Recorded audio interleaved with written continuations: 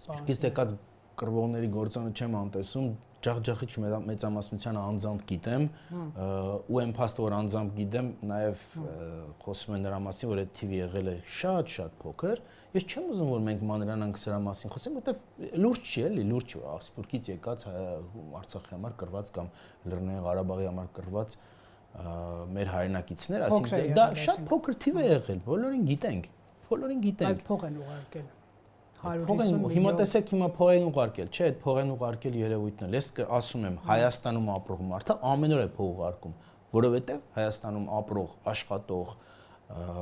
հավելյալ արժեք ստեղծող մարդը հարկեր եմ ուծում։ Ուրեմն խնդրում եմ մարդկանց, որոնք ամեն օր են փող ուղարկում, այսինքն չեն ուղարկում փողը գոյացնում պետության համար,